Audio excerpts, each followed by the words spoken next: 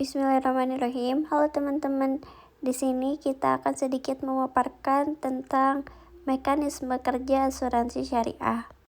Kita dari kelompok 3 yang beranggotakan Alika Sylvia, Dede Burhan, Muhammad Irsyad Firdaus, Muhammad Ivan Yahya, dan Mutiara Indi Astri. Bismillahirrahmanirrahim. Di sini saya akan menjelaskan tentang mekanisme kerja asuransi syariah, yaitu yang pertama underwriting. Underwriting merupakan proses penafsiran jangka hidup seorang calon peserta yang dikaitkan dengan besarnya risiko untuk menentukan besarnya premi. Underwriting memiliki sasaran untuk menyetujui dan menerbitkan polis asuransi yang adil bagi nasabah dan dapat diterima oleh calon peserta, di mana polis asuransi menyediakan benefit yang memenuhi kebutuhannya.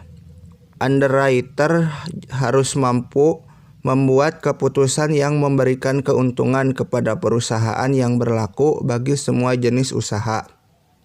Dalam melakukan proses penerimaan risiko, terdapat 3 konsep penting yang menjadi dasar bagi perusahaan asuransi untuk menerima atau menolak suatu penutupan risiko, yaitu 1. Kemungkinan menderita kerugian. Hal ini diramalkan berdasarkan apa yang terjadi di masa lalu. 2. Tingkat risiko, yaitu ketidakpastian akan kerugian di masa yang akan datang. 3. Hukum bilangan besar, di mana makin banyak objek yang mempunyai risiko yang sama atau hampir sama akan makin bertambah baik bagi perusahaan karena penyebaran risiko akan lebih luas dan kemungkinan menderita kerugian dapat secara sistematis diramalkan. Pada asuransi syariah, underwriter berperan untuk 1. Mempertimbangkan risiko yang akan diajukan. Proses seleksi yang dilakukan oleh underwriter dipengaruhi oleh faktor usia, kondisi fisik atau kesehatan, jenis pekerjaan, moral dan kebiasaan, besarnya nilai pertanggungan, dan jenis kelamin. 2. Memutuskan menerima atau tidak risiko-risiko tersebut. 3. Menentukan syarat, ketentuan, dan lingkup ganti rugi, termasuk memastikan peserta membayar premi sesuai dengan tingkat risiko. Menetapkan besarnya jumlah pertanggungan, lamanya waktu asuransi, dan plan yang sesuai dengan tingkat risiko peserta. 4. Mengenakan biaya upah atau ujroh fee pada dana kontribusi peserta. 5. Mengamankan profit margin dan menjaga agar perusahaan asuransi tidak rugi. 6. Menjaga kestabilan dana yang terhimpun agar perusahaan asuransi dapat berkembang. 7. Menghindari anti seleksi. 8. Underwriter harus memperhatikan pasar kompetitif yang ada dalam penentuan tarif, penyebaran risiko dan volume, dan hasil survei. 6. Melakukan reasuransi setelah mengkaji limit retensi atau jumlah risiko yang dapat ditahan oleh perusahaan asuransi. Yang kedua, polis. Polis merupakan dokumen yang berisi kesepakatan antara pihak tertanggung dan pihak penanggung yang berkaitan dengan risiko yang dipertanggungkan. Adapun unsur-unsur yang harus ada dalam polis yaitu 1. Deklarasi, memuat data yang berkaitan dengan peserta, misalnya nama, alamat, jenis, dan lokasi objek asuransi, tanggal dan jangka waktu penutupan, perhitungan dan besarnya premi, serta informasi-informasi lain yang diperlukan. 2. Perjanjian asuransi, memuat pernyataan perusahaan asuransi menyatakan kesanggupannya mengganti kerugian atas objek asuransi apabila terjadi kerusakan. 3. Persyaratan polis, memuat kondisi objek, batas waktu pembayaran premi, permintaan pembatalan polis, prosedur pengajuan klaim, asuransi ganda, dan subrogasi. Keempat, pengecualian, memuat penyebutan dengan jelas musibah apa saja yang tidak ditutup atau di luar penutupan asuransi. 5. Kondisi pertanggungan, memuat kondisi objek yang diasuransikan. 6. Polis ditandatangani oleh perusahaan asuransi.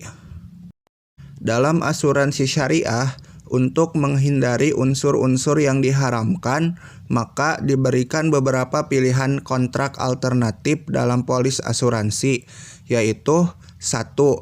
Polis dengan akad mudorobah atau mudorobah musyarakah.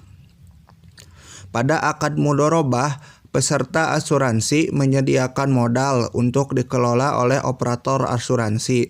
Sedangkan pada mudorobah musyarakah, perusahaan asuransi sebagai mudorib menyertakan modal atau dananya dalam investasi bersama dana peserta. Dalam kontrak tercantum persetujuan kontribusi yang dijadikan dana asuransi syariah dan pihak operator berhak mengelola dan menginvestasikan dana asuransi untuk kepentingan perusahaan sesuai dengan prinsip mudorobah. Peserta menyetujui kontribusi dijadikan tabarru dan digunakan untuk membantu peserta lain yang terkena musibah. Tercantum pula keuntungan investasi dan atau pengoperasian asuransi akan dikembalikan kepada peserta setelah dikurangi porsi mudorobah atau mudorobah musyarakah sekian persen dari surplus operasional yang diperoleh. 2. Wakalah bil ujroh yaitu pemberian kuasa dari peserta kepada perusahaan asuransi untuk mengelola dana peserta dengan pemberian ujroh atau fee. Dalam kontrak, peserta menyetujui kontribusinya dijadikan tabarru dan digunakan untuk membantu peserta lain yang terkena musibah. Tercantum pula persetujuan kontribusi yang dimasukkan dapat diinvestasikan dan dikelola sesuai prinsip syariah. Persetujuan pembayaran klaim asuransi, provisi, dan cadangan sesuai pedoman dan kebijakan otoritas. Persetujuan membayar biaya wakalah bil ujroh. Pada akhir tahun fiskal, memberikan persetujuan operator menerima insentif sekian persen apabila ada kelebihan pendapatan dari pengeluaran yang telah disepakati dan sisanya sekian persen dicadangkan untuk didistribusikan antara peserta sesuai kontrak. Demikian pembahasan dari saya. Yang selanjutnya ada premi. Premi adalah sejumlah uang yang ditetapkan oleh perusahaan asuransi dan disetujui oleh pemegang polis untuk dibayarkan berdasarkan perjanjian asuransi atau sejumlah uang yang ditetapkan berdasarkan ketentuan peraturan perundang-undangan yang mendasari program asuransi wajib untuk memperoleh manfaat. Premi dalam asuransi syariah terbagi menjadi beberapa bagian. Ada premi tabungan, premi tabaru, dan premi biaya. Premi tabungan bagian premi yang merupakan dana tabungan pemegang polis yang dikelola oleh perusahaan di mana pemiliknya akan mendapatkan hak sesuai dengan kesepakatan dari pendapatan investasi bersih. Sedangkan premi tabaru sejumlah dana yang dihibahkan oleh pemegang polis dan digunakan untuk tolong-menolong dalam menanggulangi musibah kematian yang disantunkan kepada ahli waris bila peserta meninggal dunia sebelum masa asuransi berakhir. Lalu untuk premi biaya, sejumlah dana yang dibayarkan oleh peserta kepada perusahaan yang digunakan untuk membiayai operasional perusahaan dalam rangka mengelola dana asuransi, termasuk biaya awal, biaya lanjutan, biaya tahun berjalan, dan biaya yang dikeluarkan pada saat polis berakhir. Penetapan besarnya tarif tidak ditentukan oleh pemerintah, melainkan dikembalikan kepada mekanisme pasar yang berlaku. Namun pada dasarnya, tarif premi menurut aturan pemerintah harus memenuhi unsur penetapan tarif premi asuransi kerugian. Perhitungan jumlah premi yang akan mempengaruhi dana klaim tergantung pada beberapa hal. Yang pertama, penetapan tarif premi harus dilakukan dengan memperhitungkan premi murni dihitung berdasarkan profil kerugian untuk jenis asuransi yang bersangkutan sekurang-kurangnya 5 tahun terakhir. Lalu biaya perolehan termasuk komisi agen, dan terakhir biaya administrasi dan biaya umum lainnya. Yang kedua, tarif premi harus ditetapkan pada tingkat yang mencukupi, tidak melebihi dan tidak ditetapkan secara diskriminatif. Demikian pula tidak boleh terlalu berlebihan sehingga tidak sebanding dengan manfaat yang dijanjikan. Pengelolaan dana. Dalam pengelolaan dana, para peserta asuransi syariah, pemegang polis mempercayakan dananya untuk dikelola oleh perusahaan. Pengelolaan dimaksud meliputi pengelolaan risiko dan investasi. Pengelolaan ini sesuai akad yang disepakati dan sesuai dengan kaidah syariah yang berlandaskan syariat Islam, Al-Quran, hadis, dan fatwa ulama, serta peraturan perundang-undangan terkait syariah yang berlaku. Kontribusi atau premi yang berasal dari peserta asuransi syariah bukan hak perusahaan asuransi, melainkan hak bersama para peserta asuransi syariah, dan sebaliknya, risiko atau klaim yang timbul juga bukan tanggungan perusahaan asuransi syariah, namun ditanggung bersama oleh para peserta asuransi syariah.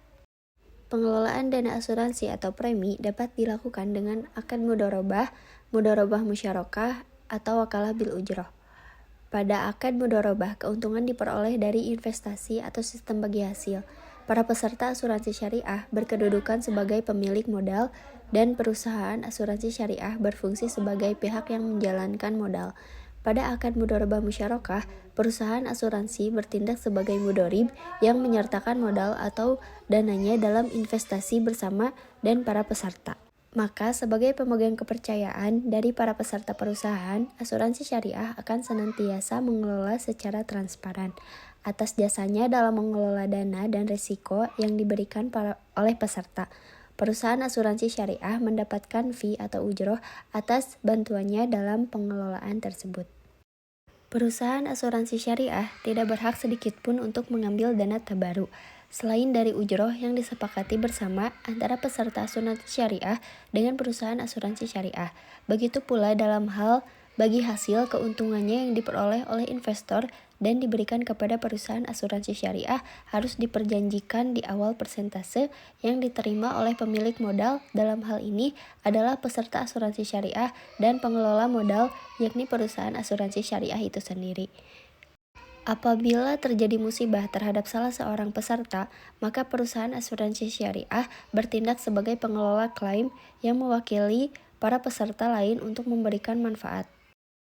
Mekanisme pengelolaan dana peserta atau premi dapat dibagi ke dalam dua bagian. Yang pertama, ditinjau dari unsur tabungan, sistem yang mengandung unsur tabungan. Setiap premi yang dibayar oleh peserta akan dipisah oleh perusahaan asuransi dalam dua rekening yang berbeda, yaitu yang pertama, rekening tabungan adalah kumpulan dana yang merupakan milik peserta yang dibayarkan bila 1. Perjanjian berakhir, 2. Peserta mengundurkan diri, yang ketiga peserta meninggal dunia. Kedua, rekening tabaru, yaitu kumpulan dana yang diniatkan oleh peserta sebagai iuran kebajikan untuk tujuan saling tolong-menolong, dan dibayarkan bila 1. Peserta meninggal dunia, 2. Perjanjian telah berakhir jika ada surplus dana. Sistem yang tidak mengandung unsur tabungan. Setiap premi yang dibayar oleh peserta akan dimasukkan ke dalam rekening tabaru. Dibayarkan bila peserta meninggal dunia dan perjanjian telah berakhir. Yang kedua, ditinjau dari aliran dana pada asuransi syariah.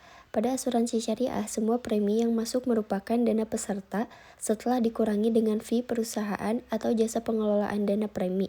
Dalam pengelolaan dana investasi, baik dana tabaru maupun saving, dapat digunakan akad wakalah bil ujroh, akad mudharabah, atau akad mudharabah musyarakah. Ketika terjadi klaim, perusahaan tidak mengeluarkan dana apapun dari kas perusahaan karena penggantian klaim diambil dari dana tabungan peserta atau tabaru. Selanjutnya adalah klaim. Klaim adalah hak peserta asuransi yang wajib diberikan oleh perusahaan asuransi sesuai dengan kesepakatan dalam akad. Jadi, klaim adalah hak yang dimiliki oleh peserta asuransi di mana perusahaan asuransi wajib membayarkannya sesuai dengan kesepakatan yang telah disepakati dalam akad. Selanjutnya, klaim memiliki beberapa jenis. Yang pertama yaitu klaim habis kontrak.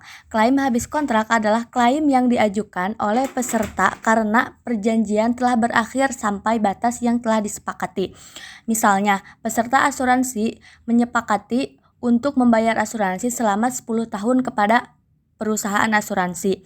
Maka setelah 10 tahun, perusahaan asuransi wajib membayarkan klaim itu. Dan itu dinamakan klaim habis kontrak. Yang kedua yaitu klaim nilai tunai.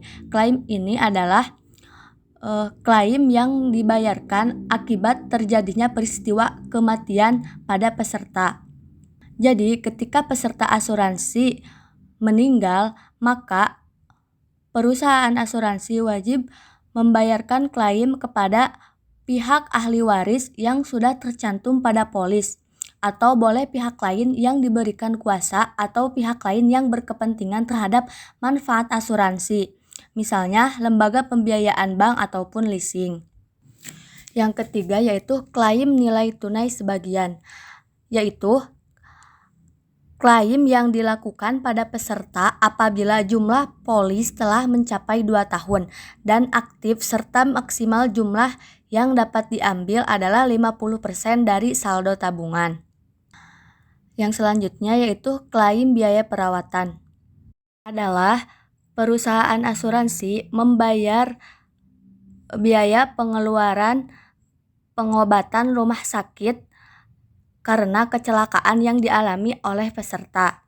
Karena kecelakaan dengan syarat penyakit tersebut tidak termasuk dari klausa pengecualian polis. Dan yang terakhir adalah klaim tahapan pendidikan.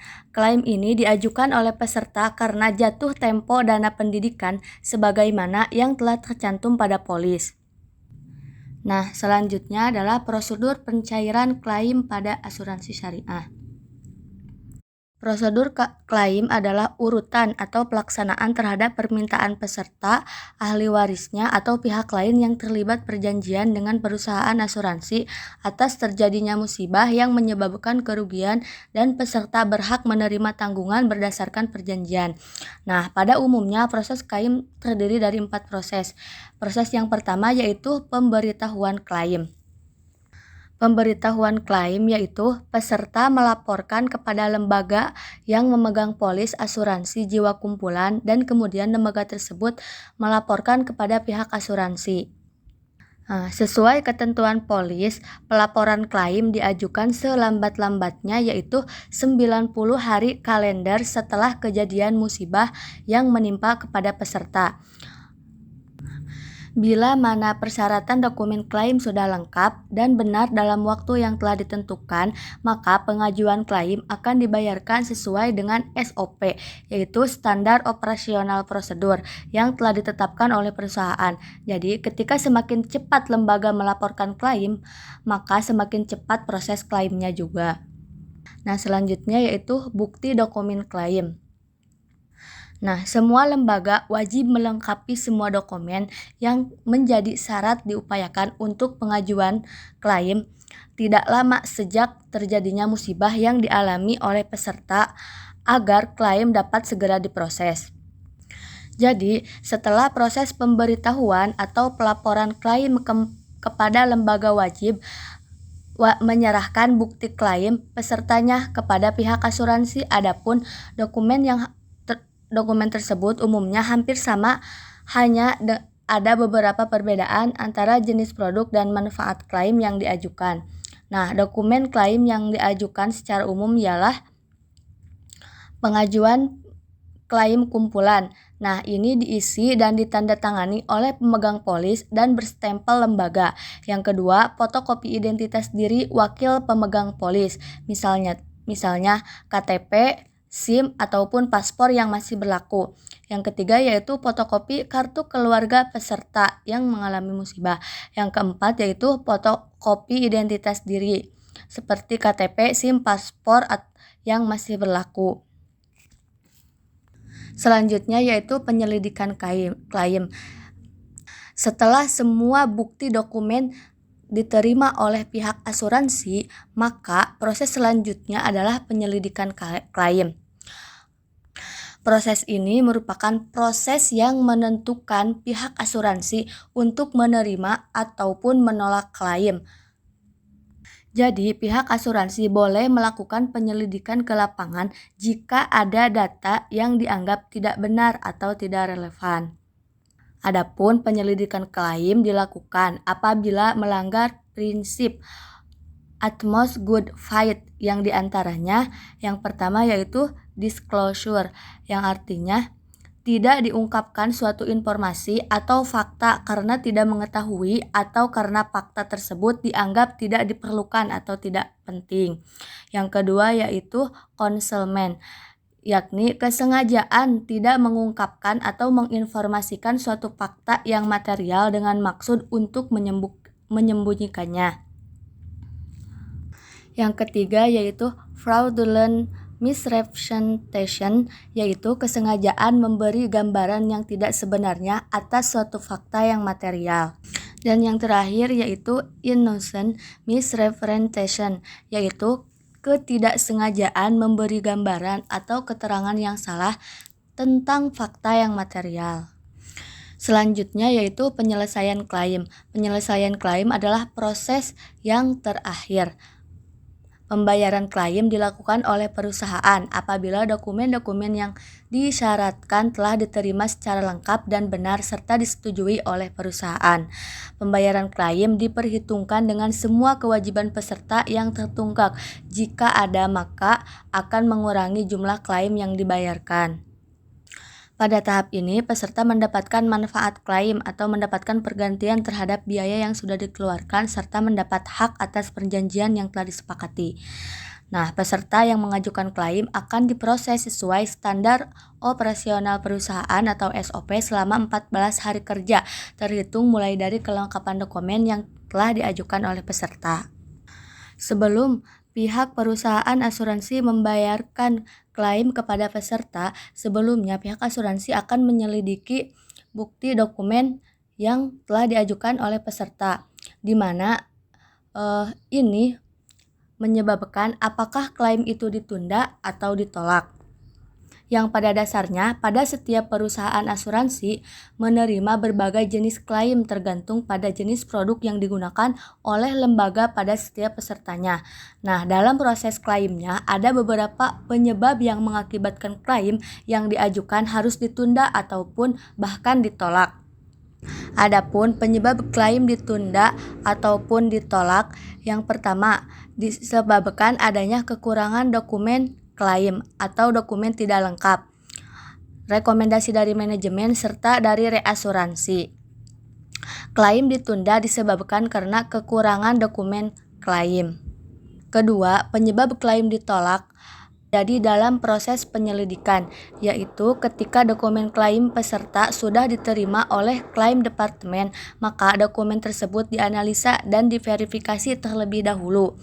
Adapun proses verifikasinya yaitu yang pertama, verifikasi status kepesertaan, di mana pada proses verifikasi ini klaim departemen mengecek pada sistem apakah nama peserta ikut dalam pertanggungan lembaga. Yang kedua, verifikasi status polis, di mana pada proses ini klaim departemen memeriksa apakah pada saat pengajuan status polis masih berlaku atau tidak. Yang ketiga yaitu verifikasi kerugian yang tercantum dalam polis. Nah, pada proses ini klaim yang diajukan apakah termasuk dalam pertanggungan yang tercantum dalam ketentuan polis atau tidak. Nah, apabila verifikasi telah selesai, maka pihak asuransi akan menentukan apakah klaimnya ditolak ataupun diterima. Nah, pada proses verifikasi ada beberapa penyebab ditolaknya klaim, yaitu yang pertama, kontribusi premi yang belum dibayarkan atau menunggak dan melewati masa grace period atau tenggang waktu pembayaran, yaitu selama 30 hari kalender. Yang kedua yaitu moral hazard atau kecurangan yang dilakukan oleh peserta seperti adanya pemalsuan data. Yang ketiga yaitu peserta tidak terdaftar di sistem. Yang keempat, peserta sakit sebelum masa perjanjian, yaitu ini berlaku untuk status non-medis. Yang selanjutnya yaitu peserta dan klaim yang diajukan termasuk kategori pasal pengecualian atau tidak sesuai dengan ketentuan polis. Yang selanjutnya, pada saat klaim di luar masa perjanjian asuransi. Kemudian, pengajuan klaim kadaluarsa. Dan yang terakhir yaitu peserta kena perlakuan STNC atau Subject to Not Claim, yakni periode di mana pemegang polis menjamin bahwa tidak ada klaim yang terjadi mulai dari tanggal SPAJ atau surat pengantar asuransi jiwa diajukan sampai dengan tanggal akseptasi penanggung. Dalam periode STNC ini, penanggung tidak memiliki hak terhadap klaim yang terjadi. Adapun beberapa hal yang termasuk dalam pengecualian polis, yaitu yang pertama, setiap bentuk perbuatan atau percobaan bunuh diri. Nah, ketika peserta meninggal karena bunuh diri, maka klaim tidak dibayarkan oleh pihak asuransi. Yang kedua, perbuatan melawan hukum atau dihukum mati oleh pengadilan yang berwenang. Yang ketiga, terlibat dalam perkelahian, kecuali jika terbukti sebagai pihak yang mempertahankan diri. Yang keempat, akibat perbuatan yang disengaja yang direncanakan dengan persetujuan peserta atau penerima manfaat. Yang kelima, yaitu bencana alam, wabah, penyakit yang ditetapkan oleh pemerintah, maka peserta tidak mendapatkan klaim. Yang keenam yaitu penyalahgunaan alkohol atau obat terlarang. Terhitung jika peserta asuransi syariah merupakan pengguna obat terlarang, maka tidak akan mendapatkan manfaat klaim. Yang ketujuh yaitu penyakit hubungan seksual seperti terinfeksi virus HIV atau AIDS. Kemudian hamil, abortus, ataupun melahirkan. Peserta mengajukan klaim akibat pengecualian ketentuan polis, maka klaim akan ditolak. Perusahaan akan mengirimkan surat pemberitahuan kepada lembaga bahwa klaim ditolak, yang selanjutnya lembaga menyampaikan kepada anggota atau peserta asuransinya. Selanjutnya ada proses pembayaran klaim, di mana pihak asuransi membayar klaim kepada peserta. Apabila peserta tertimpa musibah, maka sumber pembayaran klaim yang pertama yaitu dari tabungan peserta, yang kedua porsi bagi hasil investasi, dan yang ketiga yaitu santunan sebanyak kerugian yang diderita sesuai dengan perhitungan yang wajar. Kemudian apabila peserta habis masa kontraknya, maka sumber pembayaran klaim yang pertama dari tabungan peserta, dan yang kedua porsi bagi hasil investasi. Yang ketiga, apabila peserta mengundurkan diri, yang pertama sumber pembayaran klaimnya dari tabungan peserta dan juga dari porsi bagi hasil investasi. Segitu saja untuk mekanisme kerja yang dilakukan oleh pihak perusahaan asuransi syariah. Dengan proses dimulai dari yang pertama yaitu underwriting, kemudian polis, kemudian pembayaran premi, kemudian dikelola dananya, dan yang terakhir yaitu pembayaran klaim. Ya, untuk selanjutnya yakni pembahasan tentang mekanisme kerja asuransi syariah dan konvensional. Kawan-kawan sekalian, tentunya asuransi syariah dan konvensional jelas-jelas beda ya. Kawan-kawan juga bisa menilainya gitu. Nah, kalau yang saya buat di sini, yang kami buat, yang pertama dari konsep. Kalau konsep dari asuransi syariah yakni perjanjian antara dua pihak atau lebih, dengan mana pihak penanggung mengikatkan diri dengan pihak tertanggung dengan menerima frame asuransi untuk memberikan pergantian kepada tertanggung. Sedangkan konvensional sekumpulan orang yang saling membantu, saling menjamin dan bekerja sama dengan cara masing-masing mengeluarkan dana tabaru. Nah, itu yang kedua asal usulnya. Nah, untuk asal usulnya dari al-aqidah, kebiasaan suku Arab jauh lebih Islami Islam datang, kemudian disahkan oleh Rasulullah menjadi hukum Islam, bahkan telah tertuang dalam konstitusi pertama di dunia, Piagam Madinah, yakni dibuat langsung Rasulullah. Itu untuk syariah. Yang kedua, dari masyarakat Babilonia 4000 sampai 3000 sebelum Masehi yang dikenal dengan perjanjian Hammurabi, dan tahun 1668 Masehi di Coffee House London, Berdilian Lioldi of London sebagai cikal bakal asuransi konvensional. Nah, yang ketiga, sumber hukum. Untuk asuransi syariah, sumber hukumnya yakni bersumber dari wahyu ilahi. Sumber hukum dalam syariah Islam adalah Al-Quran, Sunnah, Ijma, fatwa sahabat, Qiyas, istihsan, urf, tradisi, dan masalahi mursalah. Sedangkan konvensional bersumber dari pikiran manusia, kebudayaan, berdasarkan hukum positif, hukum alami, dan contoh sebelumnya. Nah, yang keempat, maisir, goror, dan riba. Nah, apakah yang tiga ini ada di syariah dan konvensional? Nah, ini perbedaannya. Nah, untuk syariah bersih dari praktik maisir, goror, dan riba. Jelas di syariah itu tidak ada maisir, goror, dan riba. Sedangkan di konvensional tidak selaras dengan syariah Islam karena terdapat tiga hal ini, yakni maisir, goror, dan riba. Nah, selanjutnya yang kelima yaitu DPS, Dewan Pengawas Syariah. Nah, untuk di syariah, DPS itu ada yang berfungsi untuk mengawasi pelaksanaan operasional perusahaan agar terbebas dari praktik-praktik muamalah yang bertentangan dengan prinsip-prinsip syariah. Sedangkan di konvensional tidak ada, sehingga dalam praktiknya banyak bertentangan dengan kaidah syara. Nah, yang keenam yaitu akad tabaru dan akad tijaroh, mudharabah, makalah, wadiah, syirkah, dan sebagainya. Sedangkan di konvensional itu akad jual beli, akad muwadhah, akad ij'an, akad goror, dan akad muslim.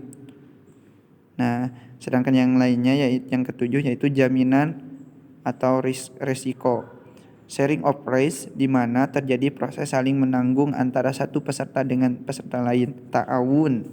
Sedangkan di konvensional yakni transfer of risk, di mana terjadi transfer risiko dari tertanggung kepada penanggung. Yang kedelapan yaitu pengelolaan dana. Nah, untuk pengelolaan dana sendiri untuk produk asuransi syariah, pada produk-produk saving life terjadi pemisahan dana, yakni dana tabaru, derma, dan dana peserta, sehingga tidak mengenal dana hangus. Sedangkan untuk term insurance, life, dan general insurance semuanya bersifat tabaru.